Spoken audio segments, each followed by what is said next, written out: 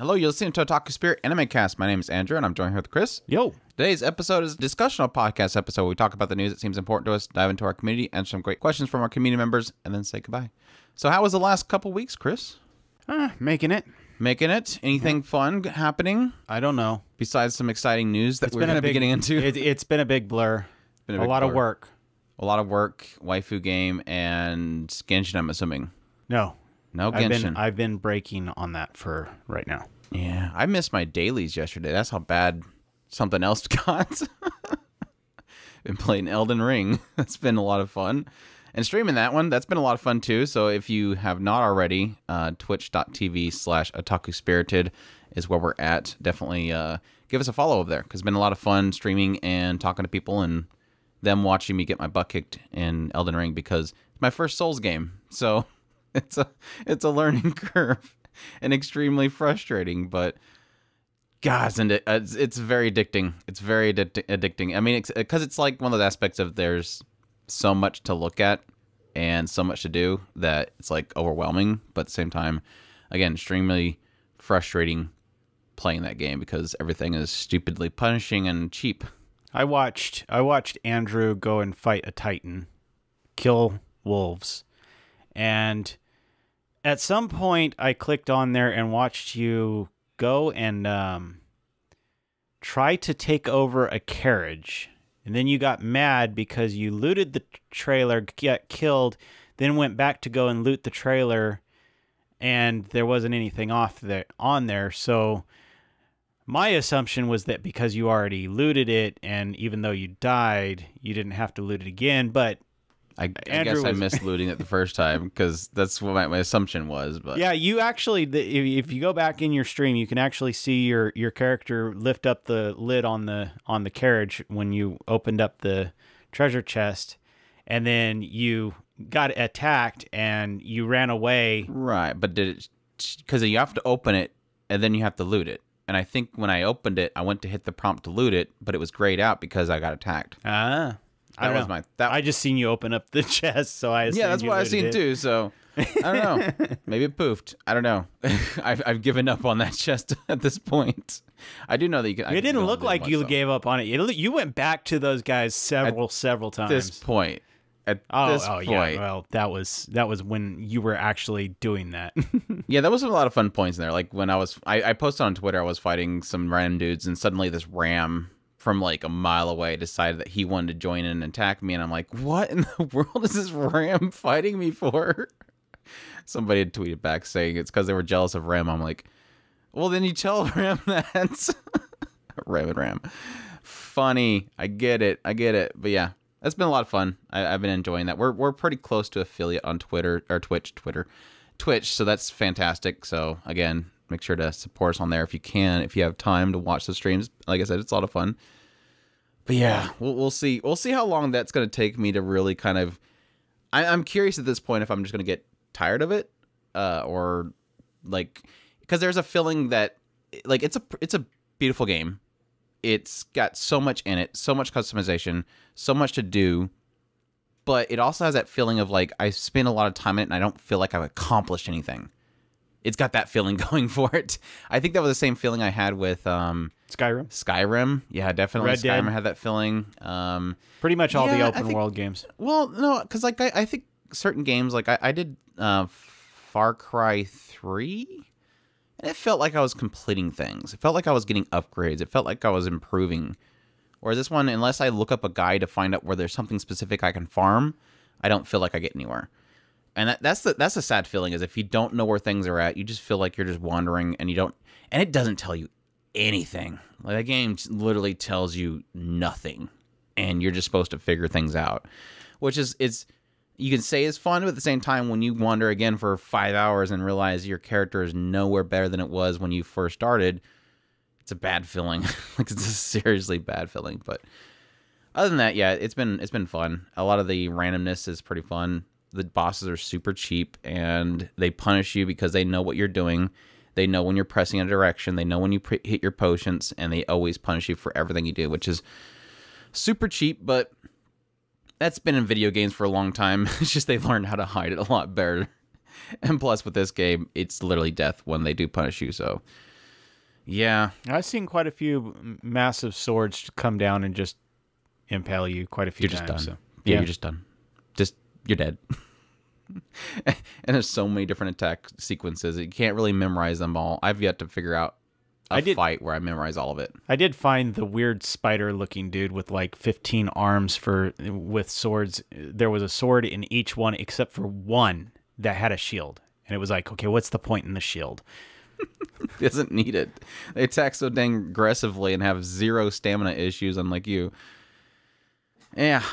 Anyways, but yeah, that's fun, and I will continue that. That's my new mess around game whenever I'm editing videos and stuff. So that's been fun, and so yeah. But other than that, it has been an extremely mixed emotion week for sure.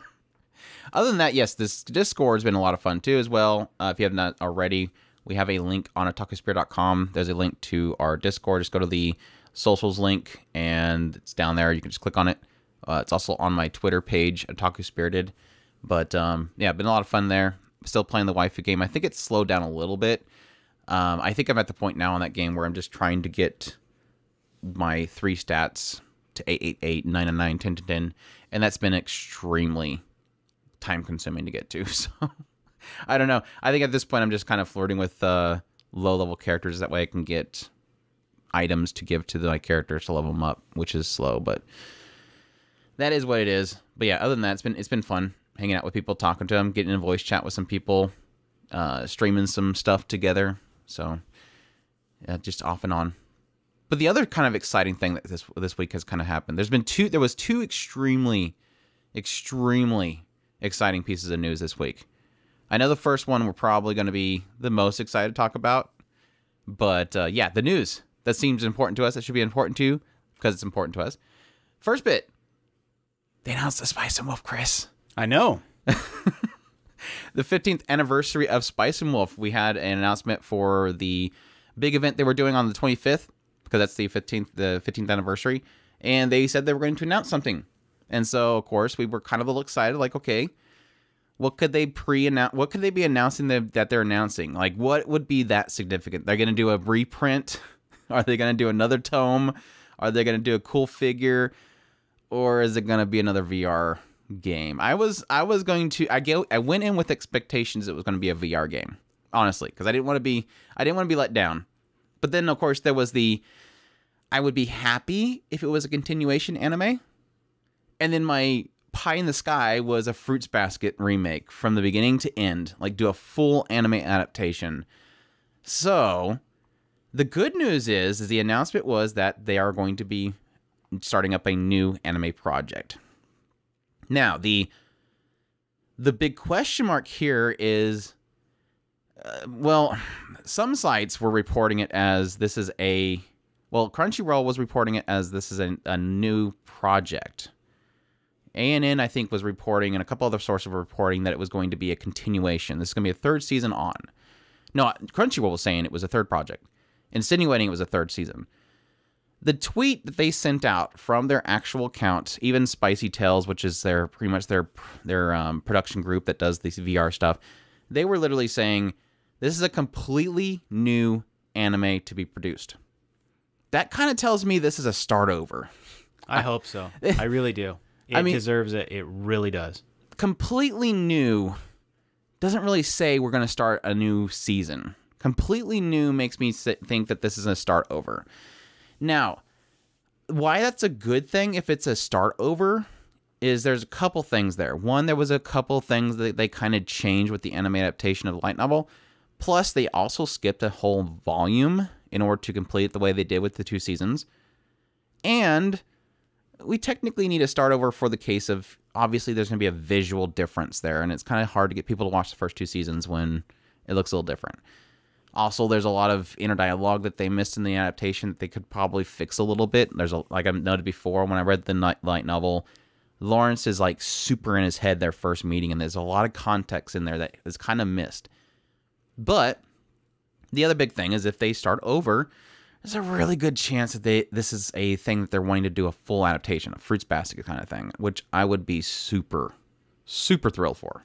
Agree, disagree? Oh, most definitely. I mean, this is one of those things that I believe a year ago or so, we had talked about. I think we were talking about the tome or something like that, and we were pointing out the oddness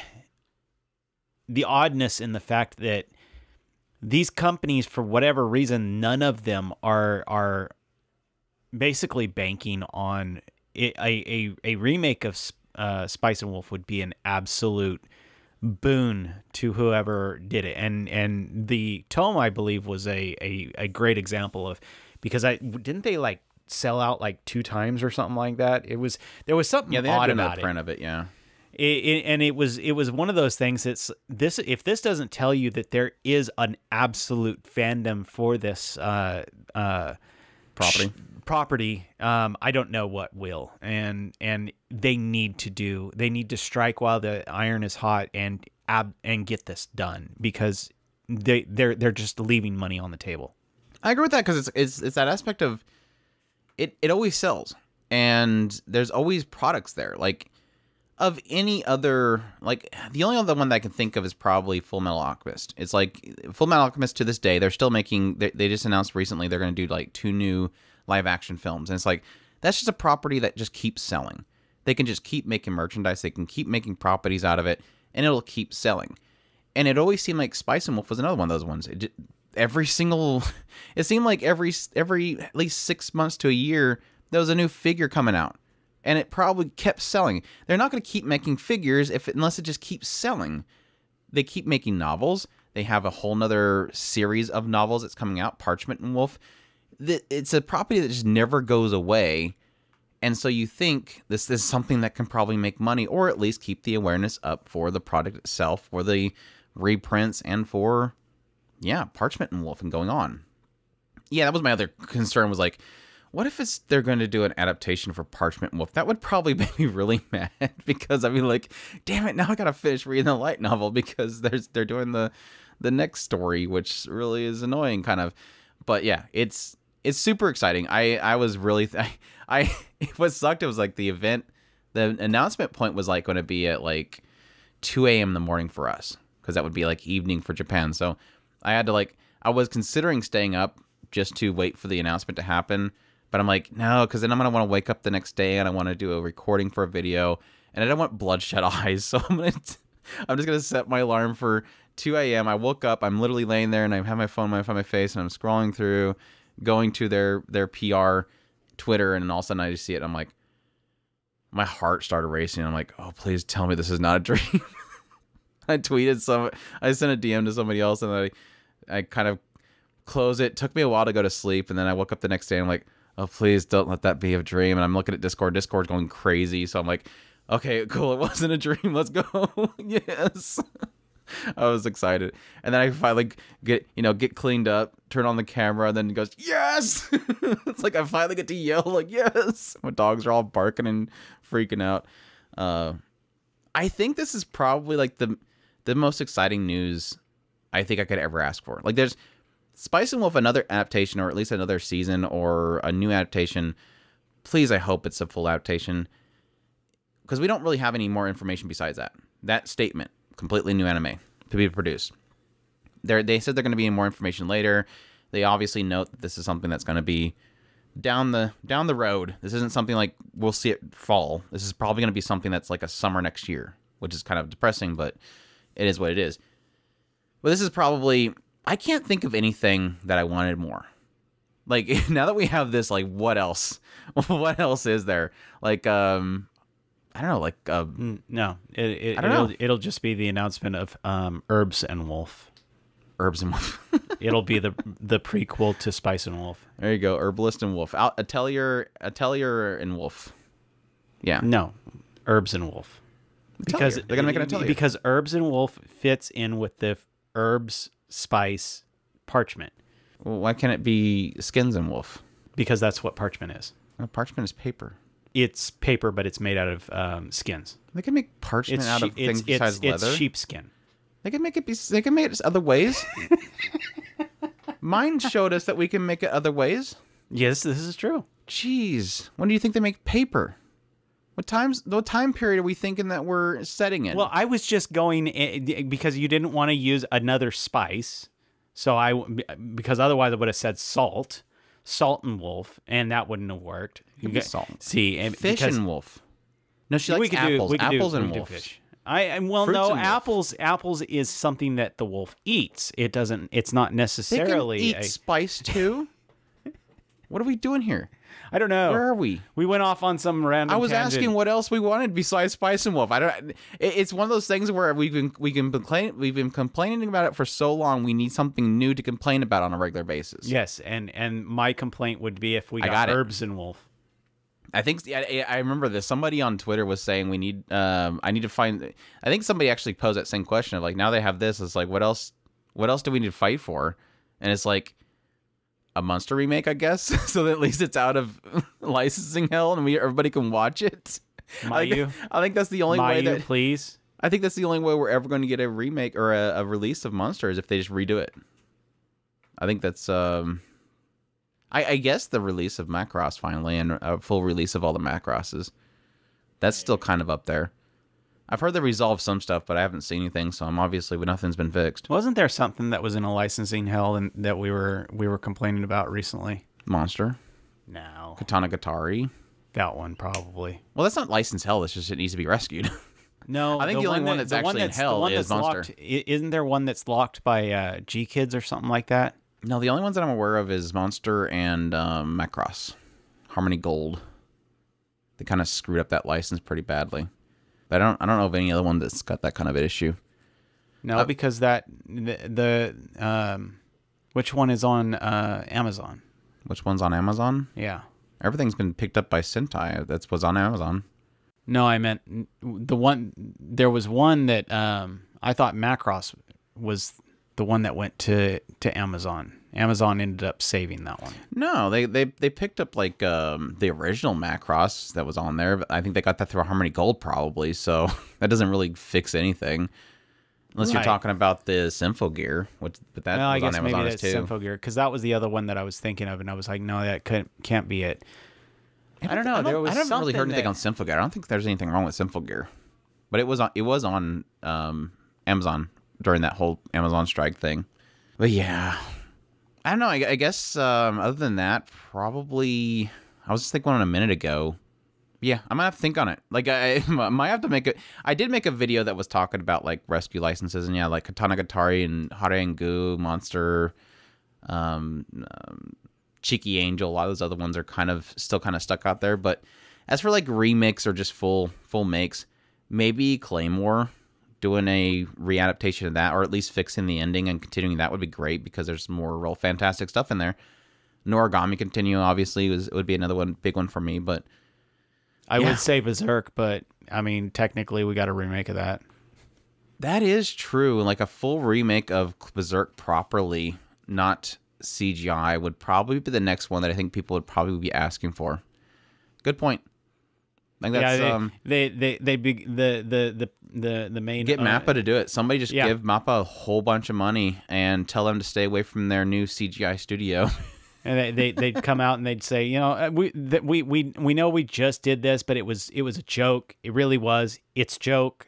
Here's the real one. It's a joke. Yeah, it's joke. And that's going to be like something they have to be very careful with, because like if I think even with what was it, Orange or whatever studio that was doing the other stuff, it's like even if they come back out and say that they're going to continue it on, it's like, no, just stop. Like you don't disgrace that story anymore. It's not a good idea right now. But yeah, that's exciting news though. I'm real jazzed for that. Again, we don't have any additional information besides it happening again. This is me speculating that it's going to be a start over. It's just, it seems like the wording is putting it in a way that this is going to be a start over. And if it's a start over, I do hope this is something that continues on. Again, if they want to get past like that third or fourth volume, which again, I think they've skipped 3 and ended on 4, I think. That's a hefty series right there. That's what, 7 seasons? It's a long series. It's a long series, and I'd be perfectly fine with them doing the whole thing, but that's a big ask. I mean, even with Fruits Basket, that only went, what, 4 seasons? I mean, that wasn't that long, admittedly enough. But I mean, that was like 75 episodes total, right? No, I don't think we got that high, but each season was 24 24 episodes, and it was 3 seasons, right? Or was the final season only 12 episodes? No, that was 24 I episodes thought too. you were saying cores. I thought it was like 4 cores, but it's been a while, so. Yeah, I want to say it was 6 cores. But yeah. Anyways. But no, Fruits Baskets was not Fruits Basket. Spice and Wolf was 2 seasons, but they were only single core though, right? Yeah, because that was only like 24 episodes, if I remember correctly. So that was okay then. Yeah. So that was technically like 3 volumes worth in 2 cores. So that wouldn't be that long then. That wouldn't be that long. That would only be about say that'd be about the same, a little bit longer than what Fruits Basket would have been. So yeah, that's not too big of an ask. But again, technically, it all depends on how much is in the head, how much they need to kind of adapt. Fight scenes technically take a little longer or a little quicker to run through in an episode than, say, a lot of dialogue, which technically light novels are very dialogue heavy. So, yeah, 25 for first season of Fruits Basket, 25 for second season, and then 25 for 13 for the final. And then, of course, we have the OVA, so 5 cores. That would have only been about 63 episodes for Fruits Basket. So yeah, anyways, I hope it's a full adaptation. We will, as soon as I get more information, I'll definitely be letting you guys know. We'll either have it here on this discussional podcast episode, or a discussional podcast episode, or a video on YouTube. So youtube.com/otakuspirit. So we did have other news. I guess we can jump into the other super big news, which was, this morning we got a little bit of an interesting tidbit from Crunchyroll. Well, technically also from Funimation as well. And that was that we finally got an answer as to what's going to happen with the Sony buyout and these 2 anime distribution websites. And that is, Funimation is pretty much moving their entire catalog. Well, most of their catalog. I think that at the current time they say they're going to move everything over there. But right now the focus is on, quote-unquote, 80% of their most popular titles to be on Crunchyroll by the end of March. So note the most popular titles. That doesn't mean 80% of their catalog. It just means 80% of their most popular titles. Yeah. So it looks like, I guess I mean, we threw out a couple of theories. One was going to be that they're going to have like a Sony app and everything was going to be in that Sony app for, along with all their other properties, which would be like basically Amazon Prime, where you're having to search through, Tony's Got Talent and My Hillbilly Family to find where the anime is. But no, they're still keeping it in its own separate anime type thing. But the interesting thing was, again, going on my theory on that Crunchyroll was a bigger brand, a more known entity in the anime streaming sphere. So they chose to keep the Crunchyroll name. Funimation is going bye-bye. So I think Funimation as a company, or Funimation.com, is going to probably remain there, and I'll give my reasons why later. But when did you find out about this? I kind of let you know when you came by for lunch, and I was like, so it's happening. And you're like, yeah, I seen that, but it popped up on my because Discord can't leave me alone for 5 minutes. It's constantly beeping at me, and that one was one of the ones that popped up on the screen. Did somebody at you, or did you just have your thing on? I have it on, and it drives me crazy all day, and I tend to ignore it, but every once in a while I pick it up because it has a similar buzz as the text messages, and so every once in a while I do actually glance at it. And that in particular one, when I glanced at it, they were talking about Funimation being soaked up by Crunchyroll. So yeah, good, bad. Are you hot on this? Oh yeah, see. And this is the weird thing about it. I mean, I did an entire diatribe as to my quote unquote speculation, because I do think that there is more to this than meets the eye. But Transformers. Yeah. When it comes down to it, the ultimate thing is I agree. The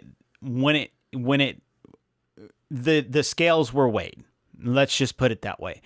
And Crunchyroll won the scale per se.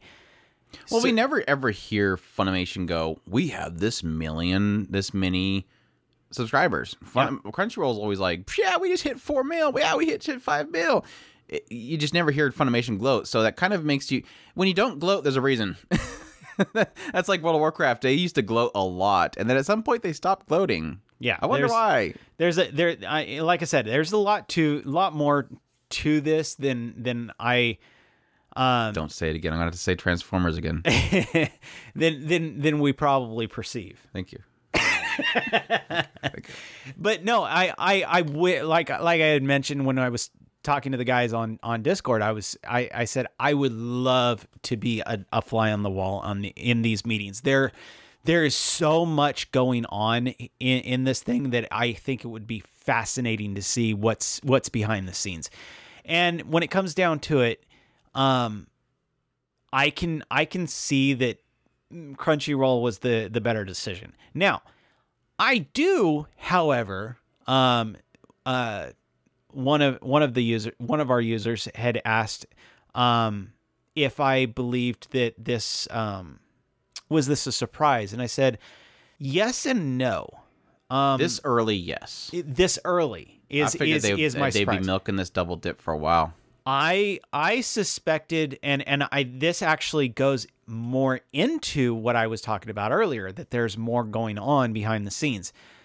I believe that this being hastened in any way, shape, or form says a lot more about what's going on behind the scenes than we want to admit, or than they want to admit to. I think it's fascinating to think about. I was fully expecting that we would probably see some kind of basically both services starting to become the same, so that you're seeing Funimation and Crunchyroll as both two sides to the same coin, and then eventually they would finally merge to help us out as users. And then eventually, so we have the real funny roll at some point. And then eventually they would decide, okay, which one probably works a little bit better. And I probably would have figured Crunchyroll would have taken the top spot. But when it comes down to it, I was fully expecting this to be several years down the road. For them to start this fast, I suspect Funimation is going to get dropped very quickly. I will be surprised if Funimation isn't a passing remark this time next year. I do think that Funimation is going to stay around. I think that's really in just being a skeleton of what it was. Yes. Because like I kind of mentioned in my video, one of the statements that they said is they're like, okay, this is happening. We're moving all these stream titles onto Crunchyroll, so you can start streaming them there. All the dubs are going there too. Everything's going there. Oh yeah, by the way, starting spring, which is going to be insane. They even note that spring's going to be insane. Like Funimation and Crunchyroll, they know spring's going to be insane. I'm already terrified of it. Cannot wait for us to do our preview of it. But they're like, yeah, everything's going to be over there. And then of course in the fact it's going, well, what about my pre-orders for your shop? Well, what about everything that I bought from your shop? What if I need to return something to your shop? They have a shop, just like Crunchyroll does. What about my digital movies? I bought a copy of this show and it has a digital code on it, and I downloaded it from your store. What about that? I registered it. Yeah, that stuff's gonna stay there. We'll figure out how to move it later. What about my queue? I have a queue and a watch history on Funimation. How do I transfer that? Oh, well, you're just gonna create a new account on Crunchyroll. We can't transfer users. We'll figure out a way to transfer it later. I'm like, you know what that's code word for? It's never gonna happen. That stuff's staying on Funimation's site, and they're saying they're going to figure out a way to give you your queue on Crunchyroll. They're going to figure out a way to move your digital copies over there. They're going to figure out a way to move your history over there. It's never going to happen. There is going to be zero way. I can guarantee you there is zero way for them to move any of that stuff over. It's never going to happen. Funimation, they're going to hope you forget about that stuff. You're going to be on Crunchyroll. You're going to be watching new stuff. And eventually, like in a year later, you're going to say, hey, whatever happened to my queue? When's my queue going to move over? They're like, they're basically going to have people that are hopefully going to back them up saying, dude, just make your queue over. Your watch history? It doesn't matter. Who cares? You have a new account. Move on. that stuff's gonna. I think the only thing that's gonna stay on Funimation site is order history for returns and all that financial stuff, and your digital copies of shows. I think they're gonna keep a server in a closet somewhere that'll have your digital shows and movies just sitting there in case you need to access it. Because that stuff's not gonna move. How are they going to figure out? Okay, well, your account on Funimation was this. Now your account on Crunchyroll was this. Oh, because your email's the same, we're going to just move ownership over? I doubt that's even going to happen. So, yeah, but going back how you started this whole thing, I do have an odd theory why this happened so fast, and I think that really does and you probably are in the same boat as me, I think it really is a financial thing. Because we were expecting this to go on much longer. Like, we were kind of expecting that 2 years, maybe 3 years down the road, they'd finally announce some way of merging it. Because they were going to want to double dip. So the only reason that they would basically kind of rush this forward is that somebody's not making money. And I think that's what really is happening. That is one of my main reasons why I think this is happening as fast as it is. So the obvious thought when the buyout of Crunchyroll happened, especially at the price that it did, was like, okay, Sony wants to take over the anime industry. Like, they want to take over anime streaming in the West. They see how profitable it is. They made a bet on Funimation, going, okay, let's buy Funimation and let's see if we can fight against Crunchyroll and win this fear. And I don't think Funimation was doing it. Nope. Like, at this point, and this is all speculation from here until I say otherwise, I think at some point they bought Funimation and they were not pulling profit. And I don't think Funimation ever does, except for things like, Dragon Ball and stuff like that. And then I think at some point they said, Crunchyroll's doing really good. They keep barking about their subs. Let's just do it. Let's buy Crunchyroll too, and let's just take it over completely. And they bought Crunchyroll. And at some point they're like, now we got two things sitting here. One's making money, and one's not. Time to get rid of the dead weight. And that's when they cut off Funimation and said, let's just stick with Crunchyroll. Let's focus on that. Even with 2 subs going on, the Funimation side of it is not making profits, I think. The Crunchyroll side, I think, was making profits, but I don't think Funimation was. So they cut, despite the fact that they're double dipping the subs right now, cut the fat. And that's when they shove it all over to that one side. And so it's funny to think that despite they are double dipping on a lot of people, I don't think they're double dipping on enough people that this side needs to be removed at that point. Go to Discord real quick. Going to Discord real quick. Go to your YouTube video. Let's see here. Number 1, past issues. I'm not going to really talk about the past issues. They are what they are. Number 2, tech issues. Constant technical issues that they cannot support or they will not support for whatever reason. It doesn't matter either way. Number 3, money issues, going into what Andrew just talked about. I think that this is twofold, and one side being the fact that they were being very bold just before the Sony buyout. They tried to make the Funimation one. Who bold? Funimation. Okay. Just before the Sony buyout, they were being really bold. If you remember, this was a while ago. They were doing the Funimation one thing where that's when they bought Walk Anime. They were also trying to go into Europe, and they were just being really bold. Now, we were supportive of it, but at the same time, we were like, man, this is getting crazy that they're going out of their way. They're spreading themselves a little thin. But when it comes down to it, they did it. Afterwards, then the Sony buyout, which, and I was speculating as well, and I said they may have got themselves into a bad spot, and they were desperate. Sony came in and said, hey, we'll help you out a little bit. And they were like, yes, please do everything. The other side of it actually goes into, and this was my kind of my fourth thing. They also, what seemed like, and this is one of those things that I kind of felt was a little bit odd, but at the same time, it just kind of became the thing that happened every season. So I just it was just par for the course. Crunchyroll, for the better part of, and we've been vocally talking about anime for what, 7-8 years now. Every season, consistently, Crunchyroll dominated every season.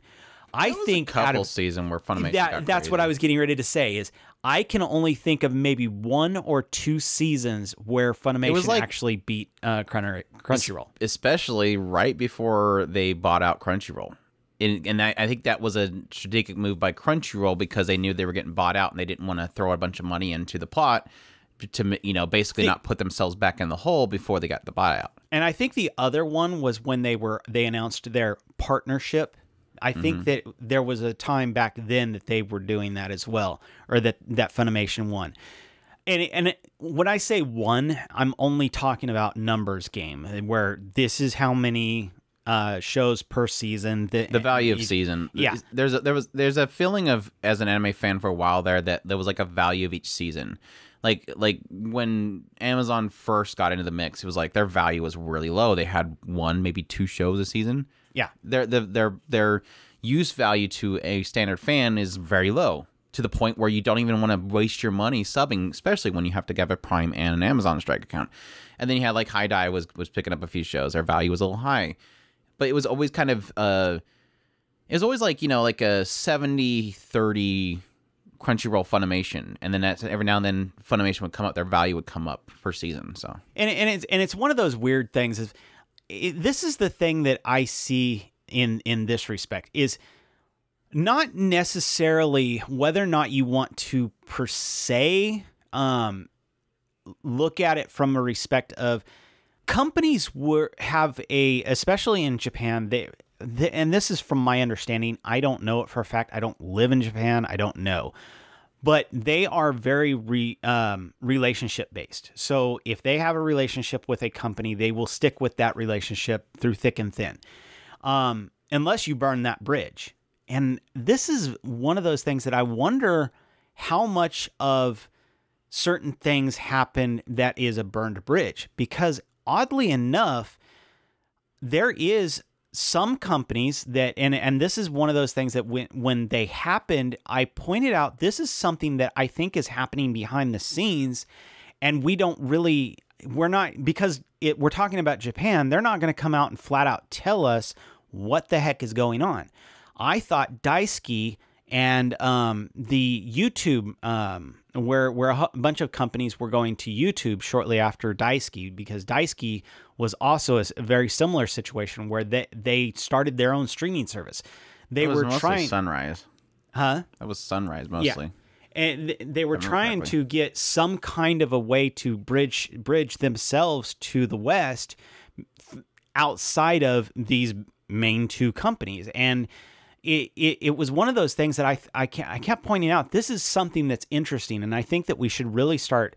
I wish we could get a little bit more insight into what the heck's going on here, because Sunrise is a big company. It's not a company that you just go, I really don't want your shows. I want everybody else's shows. No, that's more along the lines of Sunrise isn't satisfied with something that these big 2 companies are providing. That's the way I was looking at it. And I thought that was more of a fascinating story than the other way. But at any rate, I think that that's an interesting tidbit. Now, whether or not it says that Funimation is burning bridges, no. I'm speculating at this point. And I think that that was something that kind of hints that something is behind the scenes. Now, the last little bit I have is customer climate. And I've been talking about this over and over and over and over again.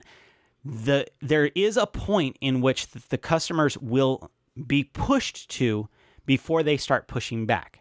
Now, I believe that this has been building and building and building. Obviously, we have not seen the pushback. We have seen a little bit of pushback, but not the big pushback that I'm talking about. So here's my personal speculation. When I say the scales have been tipped, I think slightly different than what Andrew says. I think Andrew is right, but I think it's from the opposite side. I think Sony said, what the heck did we get ourselves into here? And all these things all compounded to one, and they went, they probably did a customer fill out. They went, hey, what is the demographics here? Who is okay with Funimation? Who is okay with Crunchyroll? And when everybody has a positive view of Crunchyroll, and maybe 50% of Funimation, I think it's a fairly easy choice between which one are you going to keep. But like I said, that's my speculation.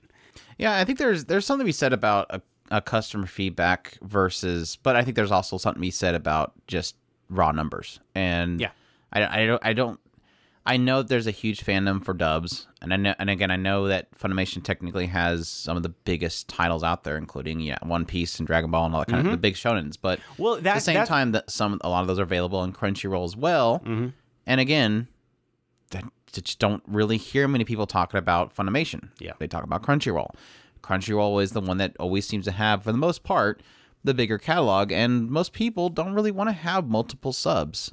They will end up choosing the best title they can find on one platform rather than subbing like we do to pretty much every single platform to watch it all. That's always been the most difficult thing about coverage that we do, is like talk about all these shows, and most people are like, "Oh, cool, I don't see it on Crunchyroll." Well, no, it's over here on Funimation. Oh, okay, well, yeah, I can't. I don't have a sub there. It's like, yeah, it sucks. It sucks. That is the biggest positive of this whole situation. What were we just talking about? Literally, spring is going to bring us a new sub, which is Disney Plus, yay. And thankfully, Sony answered the call. Sony was listening to our podcast and was like, oh, damn. Those boys got another sub coming up. That's probably... Let's help them out. Let's get rid of Funimation. I bet you that's actually not that bad, that far off. They looked at it. They were saying, "Oh, they're actually going to be getting another thing." And I see a vast majority of our customer base dropping one of them, and they just went ahead and just made the decision. We can't win against summertime rendering. We have to shut down all of Funimation's platforming. Yeah, it's crazy. It is one of those things. It's fun to speculate when it comes down to it. I think that there's more to the story, and I would love to see. I think as they were bleeding money. I do. I honestly believe it as well. I think that they got themselves a dumpster fire, and they didn't know what to do, and so they chose to fix it this way. Yeah, I think they've always been bleeding money. And I think I do agree with you. I think there was probably an element of Funimation trying to make themselves look bigger than they were just to get bought out. And that's usually... I think the desperation of a company trying to show how good they are to get bought out is a sign that they're falling apart. And they're trying to essentially expand their mass out as much as possible and make themselves look big. And then you realize at some point they're very hollow and they fall apart. And that's definitely something that I can probably see was happening with Funimation, which is... really unfortunate for Sony, but that's them's the breaks investing like that. I think one of the ham-fistedest basic desperate cash grabs was that but again, I think Sony was probably more looking at the big titles again. Well, Dragon Ball. True. And One Piece. And I don't blame you on that. I was getting ready to point out the that not Patreon, but the that one movie or that one TV show that you ended up backing, the and we said this is not right that a big company Escaflowne, and they had the license for it, and they tossed it on not Patreon but the Kickstarter.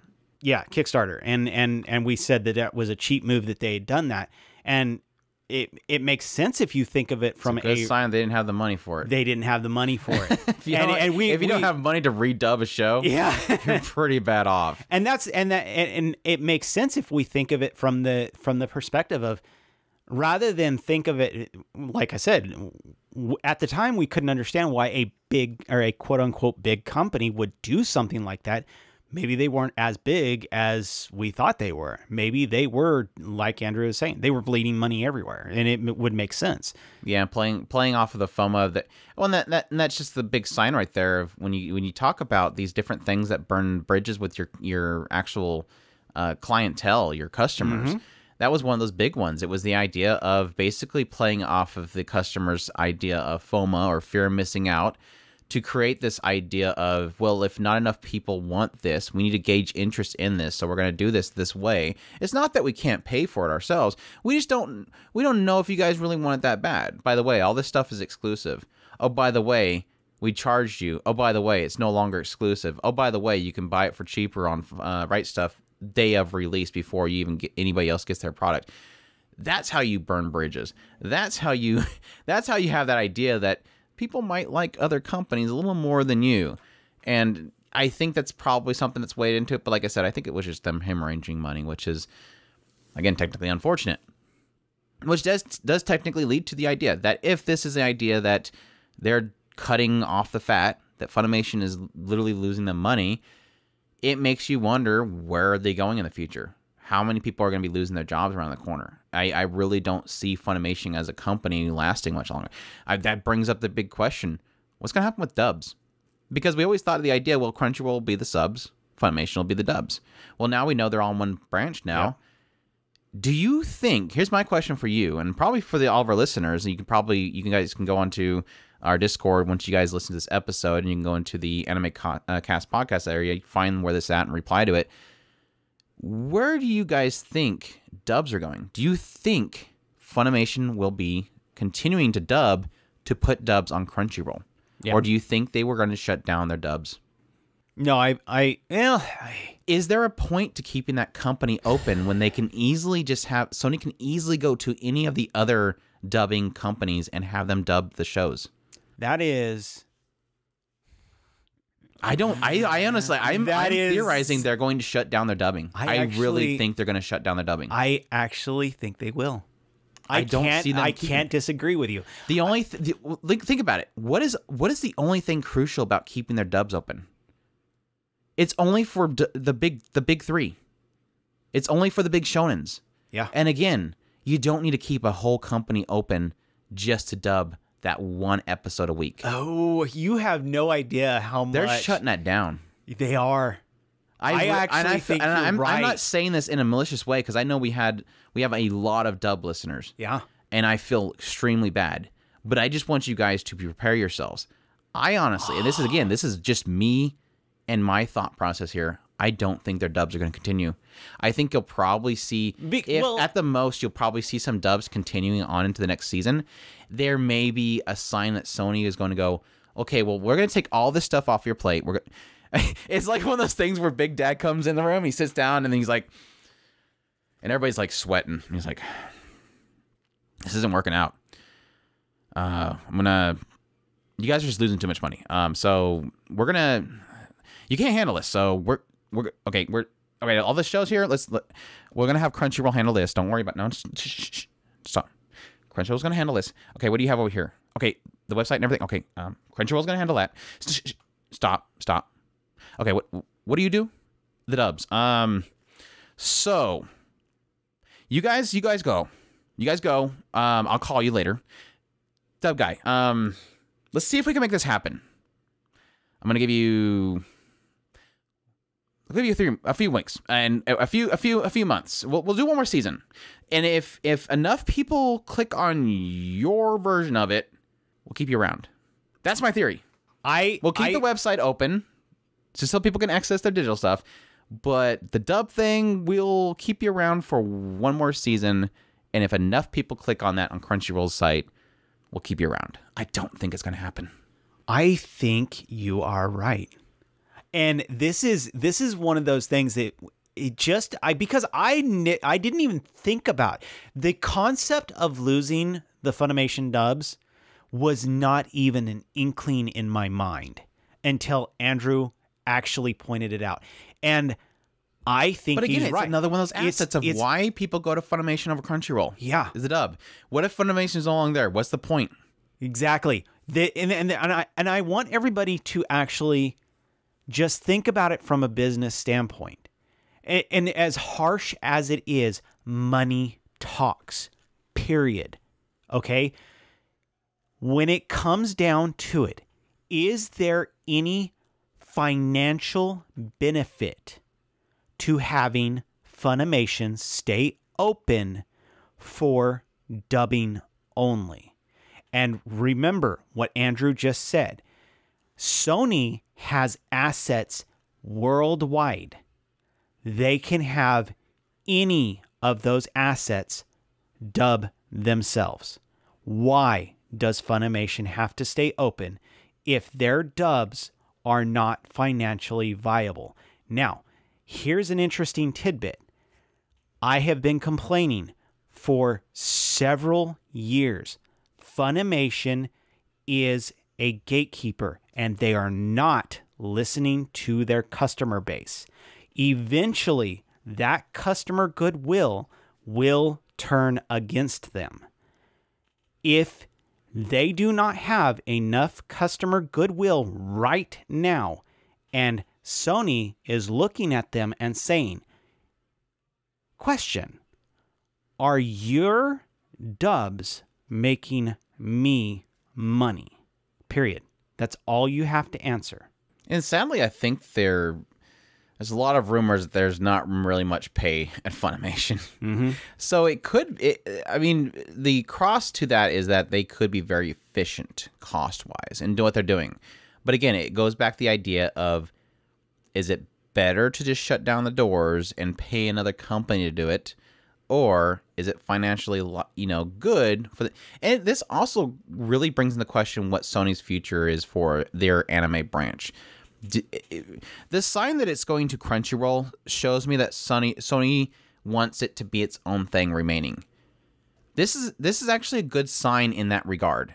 The fact that when I heard that they're going to Crunchyroll, that told me that they're not going to Sony Entertainment streaming app, along with all of our live action movies and stuff. It shows me that they want an anime existence. And that tells me that their primary goal isn't the general population like Netflix, where they want everything dubbed. If it went to a Sony brand entertainment app, that would make me believe that they want to make sure they dub as much stuff as possible. So just like Netflix, nobody's going to turn on a show and go, why are they talking in Chinese? Okay, the dub's there. So I think the dub group's gone. Honestly. And I do think that it is very telling if you stop and think about it, because at least the last 2, maybe 3 seasons, there was the hot show was on both platforms. Mm-hmm. And so everybody would naturally click on their preferred version if you stop and think about it. So what were we telling Sony with every click? We were saying, we prefer this app over that app. And I think that that's what I was talking about earlier. Tech side, I would try over and over again with my Funimation app. And over again, I would be furious, and I would turn on my iPad, and I would force an stream from my iPad to my Roku just to get that Funimation episode up there. And so what will I do now? I will automatically go to the Crunchyroll app. I will watch all of my shows, and then I'll go over to my Funimation side. If there's a show that I've already watched, I'm skipping right over it and going to the next show, whichever the one that is Funimation exclusive. And that's the sad thing that currently comes up right now is obviously the big thing that a lot of people are chiming in about with this whole situation is the difference in each person's experience with this whole situation. Like, my experience is different than Chris's experience, is different from pretty much everybody on Discord. Is this idea of, like, for me personally, I hate the fact that Crunchyroll's browser has issues. I have gone through like 3 browsers that all have the same issue with the play button being in the square where the play button usually goes in the player for browser is always like 1 frame behind. And I've went through Chrome, I've went through Edge, and now I'm on Firefox, and thankfully that one doesn't have the issue. And then when it comes to the apps, I've never really had any problems with Crunchyroll's apps on like Apple TV and on devices.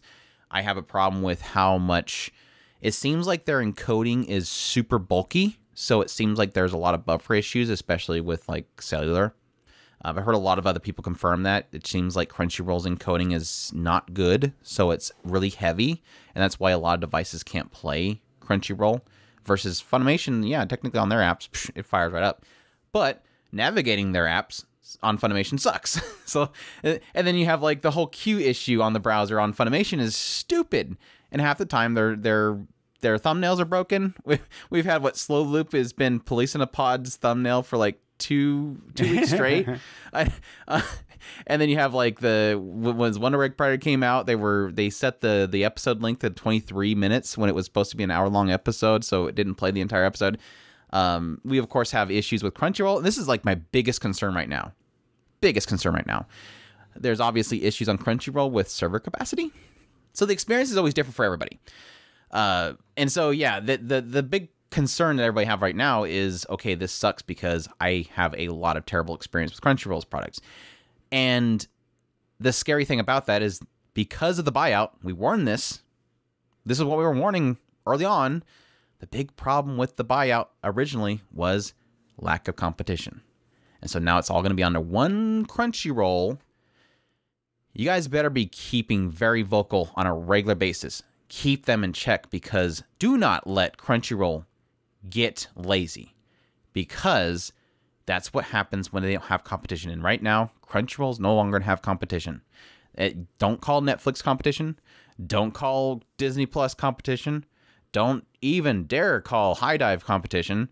Crunchyroll's a big dog, and they're standing alone. And if you want your apps to work, keep yelling and yell loud, because they need to stay awake.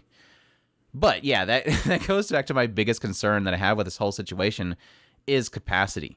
I really do hope Crunchyroll, and again, this goes back to us not even really knowing their metrics. Them dropping Funimation, they know, Sony, Crunchyroll, Funimation, they know how many people are only on Funimation but not on Crunchyroll. They could probably just do a cross-reference with emails or IPs, which they can easily do. And so they probably know, like, well, if we shut down Funimation, it's not going to be like, oh gosh, now we have twice as many people hitting the servers.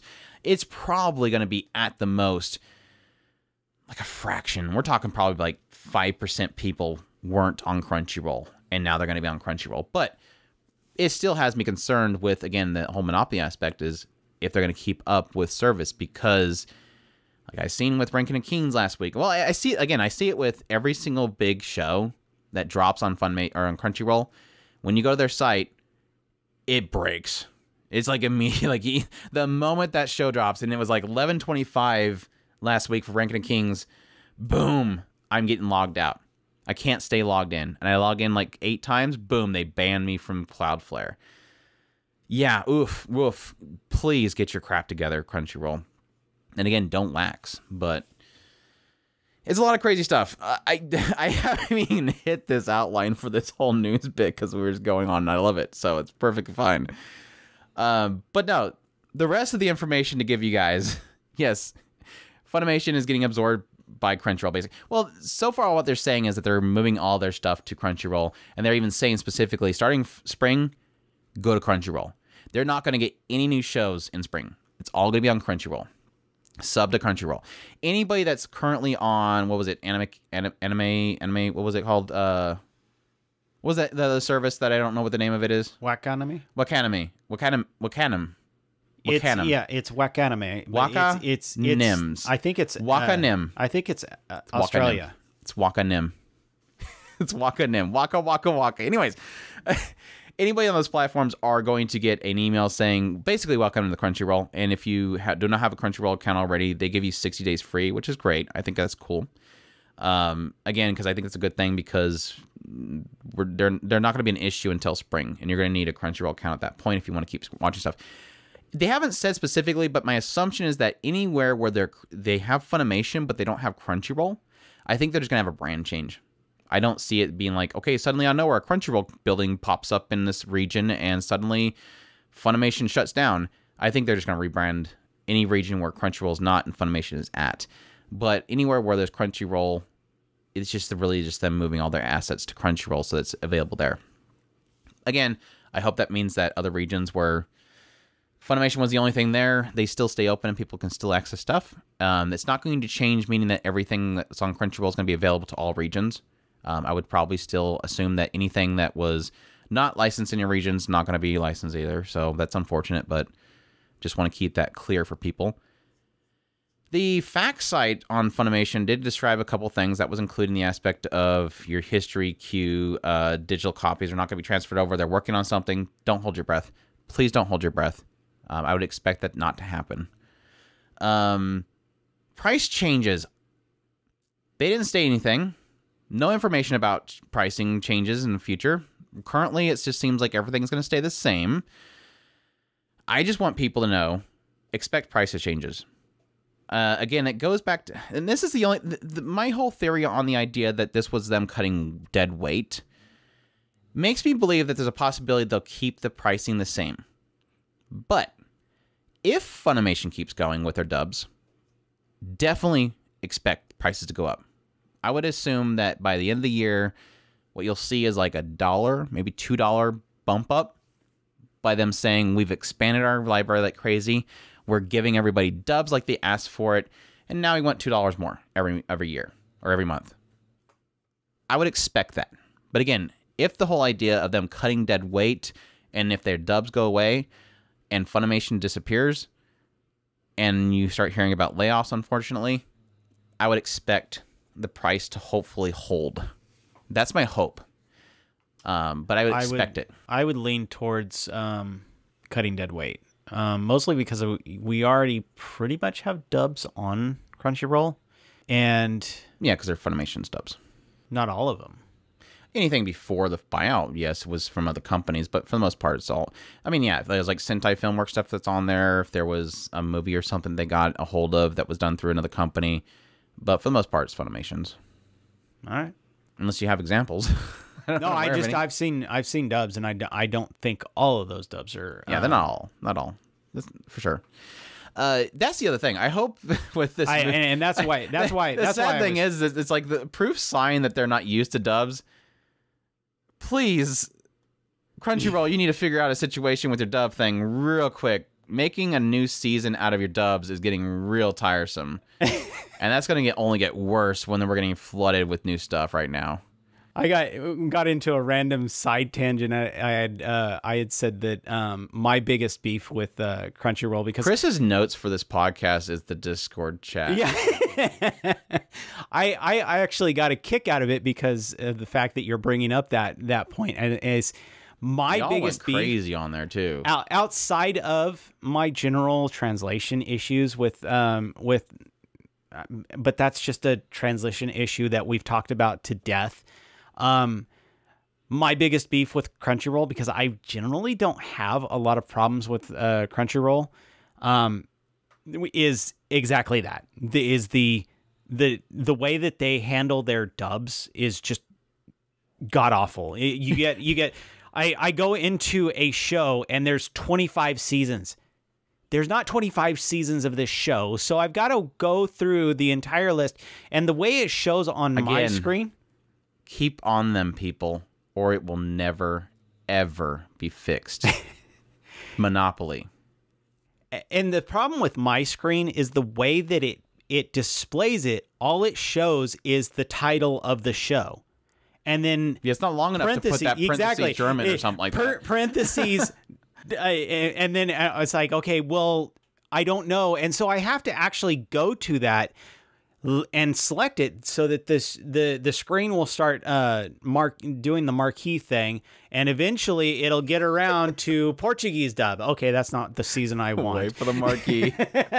Wait for the souls. And it's always terrible when it's like Demon Slayer Kimetsu no Yaiba Season Entertainment 1 District Arc Episode 1 parentheses Darn it. I'm almost there. And see, it's the worst is like when you finish watching an episode and all of a sudden it's like it just jumps forward to the next episode, which is episode 1 Portuguese of the Portuguese dub. It's like, what the crap? Yeah, because it's funny because Iro is pointing out that it's not that big of a problem for him, and I'm like, no, it's not necessarily that it's a big problem. It's a big annoyance, is really what it is. Is because technically, if I get lucky, it'll go right to the next episode, but every once in a while, it might get stuck in. I think Mugen Train did the same thing, where it kept going to Mugen Train. Yeah, they had the movie like being like season 33 or something like that. So every time you finish an episode of that show, it was like, suddenly you want to watch the movie, right? No, I'm in the Entertainment District arc, which is after the movie. And it's so funny, if you look in the comments of that movie, it's like everybody's like, oh, I guess I want to rewatch the movie now. Oh, yay, my weekly, I want to rewatch the movie. Yeah, I feel you guys. It's not great. And so, yeah, that leads me to the whole idea that Crunchyroll, with now a large plethora of dubs now, needs to just make a setting on the player that says play the dub. What? And they also need to make a setting in the settings of your account. I listen to English. I read English. You don't need to show me every language in the world. Yeah, and that's, if I want to learn one of those languages, I'll do that elsewhere. and that's exactly what I was saying. It should be as simple. I mean, all the crap that I'm giving Funimation, one thing that they have absolutely in spades is their app is set up perfectly for dubs. I go up there and I say, almost like I it was want originally made for that. Yeah, exactly. Crunchyroll's was not. And that was my thing. I'm giving them credit for what they do right, because that's what they do. That's their job, is to do dubs. So they have a setting for, I want English language, I want English subtitles, or I don't want subtitles. It's a simple thing. So give Crunchyroll a little bit of leeway. Eventually, maybe they'll fix that problem as they start getting more and more dubs. They're eventually going to get crap for having 25 seasons, and we'll deal with it for those few seasons while we deal with the 25 seasons, and eventually our complaints will eventually get to them and they will fix that problem. But how the hell are they going to handle Dragon Ball moving over from Funimation to Crunchyroll, and all the different languages they have, and all the seasons and episodes that they have, and all the movies and OVAs they have with every language they have? Man, that new page is going to be full of Dragon Ball for a while. I don't even know how much. And we're not even counting. And we're not even counting Dragon Ball Super, Dragon Ball GT, and original, Z, GT, Super, 525 different movies. When that comes out, and literally like 10 movies. Roof. Have fun with that one, Crunchyroll. And that's one of those things. Is like there's a small hope that it's going to come because it's obviously one of those things where they were like, okay, we're going to start bringing dubs over from Funimation. This is like probably 3 years ago or something like that. Okay, cool. We'll just make new categories we'll just make it a new season. Why don't you just set a setting or something like that they can change over to it? Yeah, we didn't design it. Literally is probably because Crunchyroll didn't build their database and their player for that in mind. They built it with in mind subtitles on off. Play video, subtitle, time it on off. And so when that brought up, it's like, we didn't design it for that, so just make a new season. And now that they're at the point they're at now, it's like, crap. It's kind of break a lot of things if we try to fix it now. And it's kind of sad when they went through this whole quote-unquote beta thing that has been going on for the last 5 years, that was not addressed. They just made it look quote-unquote pretty to them, which I think it's absolutely broken and reductive. I mean, if I can get more information on the non-beta page than I can the beta page, there's something wrong. I can't even see like what they're like with the non-beta page. Whenever you went to a show, on the side it would tell you information like what time and day it airs. That's not even on the beta page. It's like, why is there information that's not even available on the beta page? It's like we're regressing. But anyways, so besides the point. That's besides the point. Yeah, the last point we already covered, oddly enough. But Yeah, that's pretty much all of it. It's pretty much all of it. So expect, again, spring, only Crunchyroll. But in High Dive, because your boy Kyung Ming, or is it Kong Ming? Your boy, the PA Work show, is going to be on High Dive. So two, at least two. And then again, you technically have Disney Plus. We do have a couple people that are offering a Disney Plus login, so that we don't have to worry about getting a sub with them.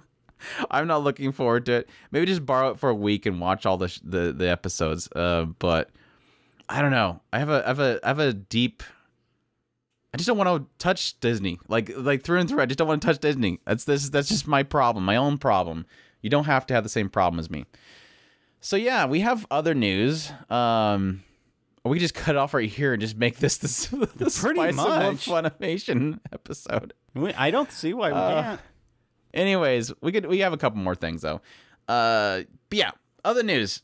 Overlap has announced that Black Summoner Isekai light novel is getting an anime adaptation. That's going to premiere in 2022. So that's exciting. The studio that's going to be working on it is Satellite. And Miwa Oshima of Ao-chan Can't Study and Next Life as a Villainess is going to be doing the character design. So I thought that was interesting because I think I really enjoyed the main character, but definitely with like Next Life as a Villainess, I really did enjoy a lot of the character designs there. So that's a huge plus to me. But yeah, looking forward to that. I think that's another one of those. Is that a Revenge Isekai one? If I remember correctly. Yeah, I think no, he was like a bloodthirsty dude. That's right. Waking up in a strange new place with no memory of his past life, Kelvin. Kelvin. It's like the most random name. Learns that he's learns that he's bartered away his very memories in exchange for powerful new abilities during his recent migration. No, you were right about bartered. What? He bartered away his memories. I don't know why he would barter away his memories, but I guess there was something valuable that that they were willing to trade for. Yeah. Heading out into his new world as a summoner, with his first follower being the very goddess who brought him over. That sounds very much like Konosuba right there. It's gonna be one of those things where he forgot, but yeah, at some point during the whole transaction, he got the goddess with him.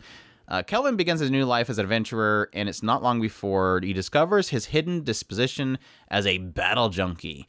From a black knight of the ancient castle of evil spirits to the demon within the hidden cave of Sage, or Sage, I don't know how they want to pronounce that, Sage. He reveals that he revels in the fight against one formidable foe after another. Join this OP adventurer in an exhilarating epic saga as he and his allies carve their way into the annals of history. So, yeah, guy gives up his memories, somehow manages to snag the goddess that brought him over, and he's a little bit bloodthirsty apparently. So, we'll see. Is he voiced by Kirito? Probably. No, I don't think that's Kirito's voice. I wouldn't doubt though. I need to memorize Kirito's Sei's name at some point. I always forget what it is. Yeah, he looks cute. What is he playing? Miami List really wants me to know how pretty he is. I don't want to see his pictures. Oh, he was Shiro from Fate. Trying to think of that voice. I've seen a few. Obviously, Yuri on Ice. I'm pretty sure I have it, but it's one of those that it's not Kirito. I can tell you that just based on the Yeah, not enough isekai characters in this list, so obviously it's not Kirito. I didn't know that was Soul Eater though. Wow. Yeah, Soul Eater, main character. Soul Eater from Soul Eater. Well, for those that don't know, Haikyuu and the character that he is in Haikyuu and Soul Eater main character are not. To me, they don't sound the same at all. Yeah, that was kind of a span difference there. He was the main character in Nisekoi, so yeah, he's an all right kind of side. He's got a couple big roles at least, so. Yeah, he's not a slouch character. He's somebody that is. Oh, there you go. Shigaraki from My Hero Academia is probably the one that everybody's going to know the most. Or Tomura. the main villain guy, obviously with the hands on his face.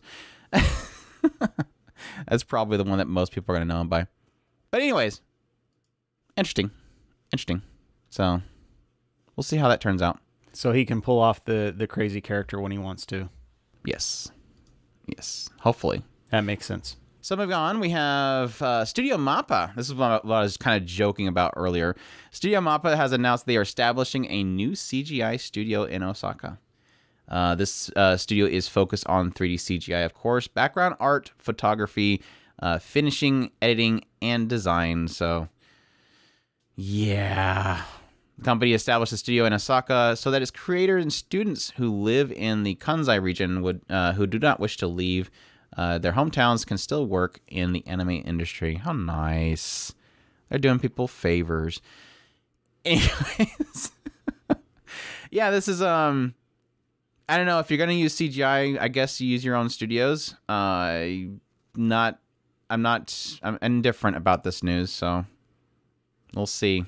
Hopefully it doesn't mean they get more CGI, but hopefully it just means, because I mean, that's the whole thing with, I kind of mentioned this recently with Football, and the idea that since they put so much effort into actually creating Unlimited Blade Works as beautiful as it did, and well, essentially Fate Zero before that, with how much budget they put into it, they kind of create their own systems for it. So it's not as if Mappa can't do the same thing. If Mappa can get to that point where they get so used to CGI and not have to rely on, you know, some terrible uses of it, they can eventually get to that point where they're able to blend the two of them together better. If the studio themselves are able to understand the CGI better, they can improve how it meshes with their own style, and eventually you can get to that point where you no longer have, yes, colossal titans that look like toys running around inside of a toy house. But we'll see. Your thoughts? Not really. Different too? I'm indifferent to it. I'm fine. I think we pointed out like 5 years ago this is going to happen. They're going to get to the point where they all feel like it's a necessary evil. Then eventually it's something that they are accepting, and then eventually it will become the commonplace, and hand-drawn will become the oddity. And we will be pining. Chris. We will get to the point where we will be pining for hand-drawn animation. You know, I mean, there was a point in which they were first getting into digipainting, and we were going, well, this is a new thing they're doing, and it was kind of rough around the edges, especially if you look at that early stuff. It just didn't translate to HD very well. But it was probably at a time that they were like, well, this is new technology. How does it work? Oh, you just paint on the screen right here. It's really cool, but I just can't really figure it out. Let's stick to hand drawing. And then eventually got to the point where, yeah, when they announced that they're hand drawing stuff, it's like, what? What? This anime is hand drawn? What? Well, that's hand painted? What? Well, that's why I loved the Kaguya movie. I really, I mean, and that, or I think some Miyazaki stuff is the same way, where it's you just love watching it because it is just, there's so much hand involvement in there. That's like I was watching Captain Tyler, and it's like, holy crap, just you forget how this old stuff just was frame by frame by frame. Well, and again, they still draw frame by frame, so they don't hand paint every single one of them. And one of the things that you do see when you watch some of that old stuff is you see artifacts, and you know that is real. It's blood. There's blood. There's like, a blood splatter on that screen. You're watching like old the Evangelion film, and suddenly one of those frames. Did you hear about that? Like, it was like episode. Was it episode? Never heard of that. 20? No. Episode 20. There was like a frame at like the later part of the. I'm just joking, by the way. I was gonna say. I wouldn't seriously. I thought you were trolling, but I mean, I thought it was some kind of a metaphorical joke. But the blood of a dead director. Anyways, next one, the official website for the anime adaptation of Classroom of the Elite has announced the anime will be getting a sequel. This was so exciting that the illustrator themselves for the light novel series made a nice little key art you can find online. I have it in my video if you find the video that I have for this particular news. But yeah, they said that more information on the sequel will be announced at Kadokawa's YouTube channel on March 6th. So kind of last show I'd expect to get a sequel, but at the same time, I did hear a lot of people complain about the fact that they didn't get, I guess, far enough into the light novel to get into the juicy stuff. But yeah, are you excited? I was very mixed on it. I think I had my problems with the main character, if I remember correctly, but I remember it did seem like they were finally getting into something with the main character at the very end of it. It seemed like I was telling you that there was something in there that you would probably enjoy in the second season, but it's been so long that I remember I liked the girls. That's about all I remember. Did you watch the light novel? No, I didn't. No, I didn't do the. Then how would you know what's in the second season? Wasn't there 2 seasons of that? No, they've only been this. They which just one, announced. Which one is season. it? Classroom of the Elite is like the one with like all the really. Was it like the lowest of the elite classes? No, if it was that one, then they went to like a remote island or something like that, and you didn't finish that one. That's what I was getting ready to say. If it's the one that I think you're talking about, it's either the one with the harem of the girls that he was tutoring, or it's the one where we never learn. Yeah, this one was the one where they got shipped off to an island. I think, if I remember correctly. I remembered the island. So did I? Maybe I did watch that. Yeah, and then they started like grouping up in groups, and yeah, it started getting a little bit. I wouldn't doubt that you stopped watching it because it got a little bit R-y, the hard R-ish with certain characters. It felt like, I don't know if I remember correctly. I'm probably remembering wrong, but yeah, there was like little groups they were kind of building just to survive on the island. Anyways, and yeah, I seem to remember there was something weird about the main character and how he was like some special agent. I don't know what it was. I forget. I'm gonna have to rewatch the first season before that comes out. Yeah, but anyway, both of those shows that we just talked about were like 5 years ago. So. That was I think that was like 2016 if I remember correctly. That was quite a while back. But yeah, we'll see. Silent Sotaro has announced on Twitter they are working on a new anime project titled Yorei Deko. The director, interestingly enough, is going to be Tomohisa Shimoyama, which does technically answer my question on if Naoko Yamada is now exclusive to Silent Sotaro. Now, she could be working on something else for Silent Sotaro, but this kind of indicates the idea that she's not just like everything is going to come out of Silent Sotaro is going to be her now. But yeah, I'll be very curious what she's doing going forward. I think she did a Kit Kat commercial, so she's doing something. I don't know if the Kit Kat commercial was done by Silent Sotaro or not. I need to look into that. But yeah, the comment on the tweet announcing this new original says, "We're bringing you an exciting decorative world overflowing with love." Anyways, yeah. The video does show at some point an 11/11. I'm not sure what that means. I doubt it means that something's coming in November. Shoot, no. But we'll see. Desune. Des. No. Des. Desune. Des. No, the other guy. Des. Fairy tale guy. Desune. Desune. I spoil you. Anyways, the official website for Bocchi the Rock has posted images and information on more characters, so we know about more than just Bocchi des.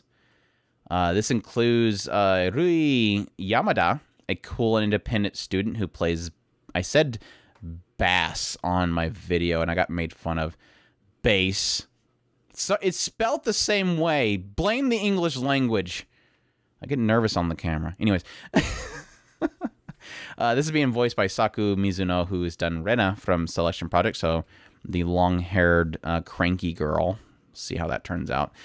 We also know about Nijika Ijichi, an energetic and cheerful drummer, and she's also the manager of the music venue Starry. This is probably going to be my favorite character besides Bocchi.